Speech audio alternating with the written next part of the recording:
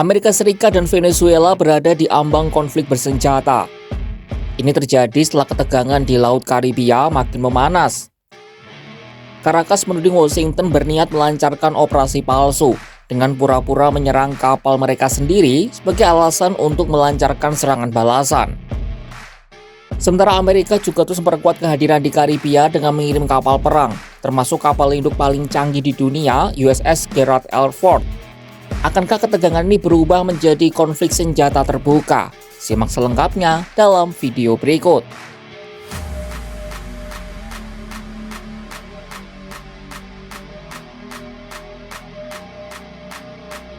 Pihak pemerintah Venezuela mengklaim berhasil menggagalkan rencana serangan palsu terhadap kapal perang Amerika Serikat di kawasan Karibia Selatan yang disebut-sebut didalangi oleh Badan Intelijen Pusat atau CIA.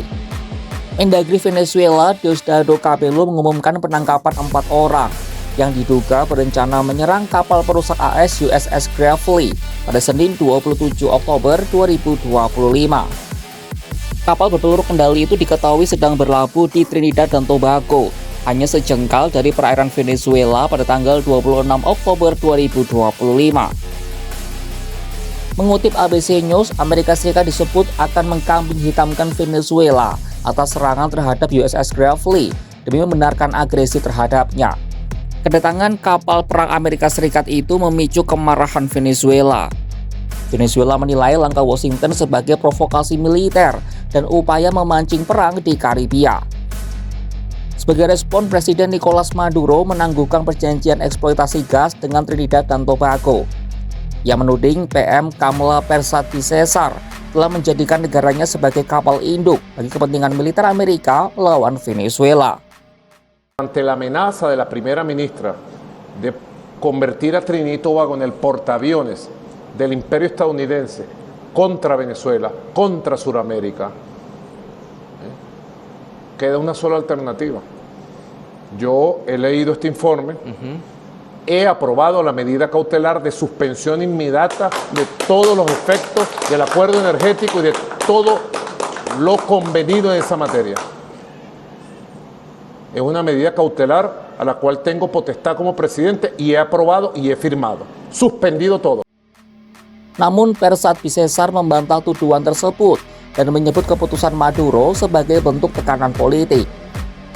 Ia menegaskan negaranya tetap berkomitmen pada kerjasama energi dan keamanan kawasan.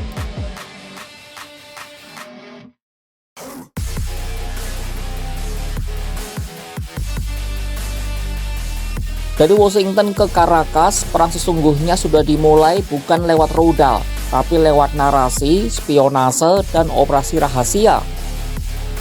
Amerika Serikat meningkatkan ketegangan di Laut Karibia dengan mengirim kapal perang USS Gravely ke ibu kota Trinidad dan Tobago yang hanya berjarak sekitar 40 km dari pantai Venezuela.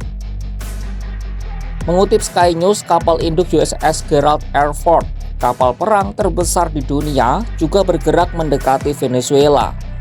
Kapal itu memimpin Carrier Strike Group atau gugus tugas kapal induk yang juga berisi 5 kapal perusak dan 1 kapal selam bertenaga nuklir USS Newport News.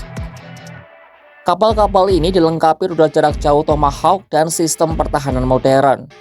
Total ada lebih dari 10 kapal perang besar di wilayah ini, jumlah yang belum pernah terjadi sejak 1989. Di udara, 2 pesawat pengebom strategis B-1B juga terdeteksi terbang di atas Laut Karibia pada Senin 27 Oktober 2025 dalam unjuk kekuatan ketiga AS dalam beberapa pekan terakhir. Ada pula drone MQ-9 Reaper untuk misi pengintaian dan serangan presisi dan pesawat P-8 Poseidon untuk patroli laut. Helikopter Super Stallion dan Seahawk mendukung operasi angkutan dan penyerangan dari laut ke darat. Awal Oktober ini, Presiden Trump juga mengonfirmasi kalau ia sudah mengizinkan CIA untuk melaksanakan operasi rahasia, termasuk operasi mematikan di Venezuela. Seorang pakar keamanan Amerika Latin di Lembaga Pemikir Pertahanan Rusia, Carlos Solar, menyebut tingkat strategi militer yang Amerika Serikat lakukan di Venezuela tidak proporsional untuk sekadar menanggulangi narkoba. Ia juga tidak terkejut dengan ulah CIA di Caracas, karena Amerika dikenal sering mengirim mata-mata ke negara-negara yang dianggap bermusuhan. Solar menduga Trump setelah ini akan mengesahkan serangkaian serangan presisi jarak jauh menuju Venezuela yang memaksa Maduro untuk membalas. Ini mirip seperti yang Washington lakukan saat menyerang fasilitas nuklir Iran. Jika AS memutuskan bertindak lebih tegas dengan menghancurkan semua target militer penting dari pasukan Venezuela, maka mereka dapat memaksa Maduro menyerah dan segera meninggalkan negara itu.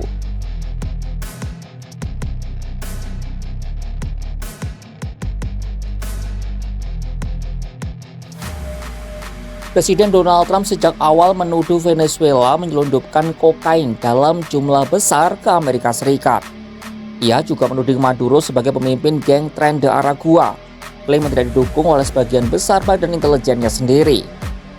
Sky News melaporkan obat fentanyl yang menyebabkan kekacauan di Amerika sebagian besar diproduksi di Meksiko dan bukan di Venezuela.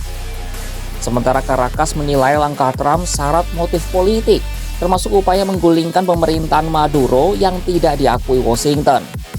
Sejak September, militer AS mengklaim telah menghancurkan 10 kapal pengangkut narkotika dan menewaskan 43 orang di perairan internasional. Para ahli mempertanyakan legalitas operasi tersebut, lantaran Amerika Serikat belum menunjukkan bukti kuat selain rekaman udara. Maduro telah menolak tuduhan Washington yang menyebut dirinya terlibat jaringan narkotika internasional. Ia menegaskan Amerika Serikat sedang menciptakan alasan untuk memicu perang demi kepentingan politiknya sendiri. Ketegangan antara Amerika Serikat dan Venezuela di Laut Karibia menandai babak baru hubungan dua negara yang telah lama renggang. Saling tuding dan demonstrasi kekuatan militer memperlihatkan betapa rapuhnya stabilitas kawasan di tengah kepentingan politik dan ekonomi yang saling berkelindan. Langkah Washington mengirim kapal perang ke perairan Karibia dinilai sebagian pihak sebagai bentuk penegasan posisi strategisnya di Amerika Latin. Sementara bagi Caracas, kehadiran militer asing di sekitar wilayahnya dianggap sebagai provokasi yang mengancam kedaulatan. Di tengah meningkatnya tensi dan retorika keras kedua belah pihak, jalur diplomasi diharapkan tetap terbuka.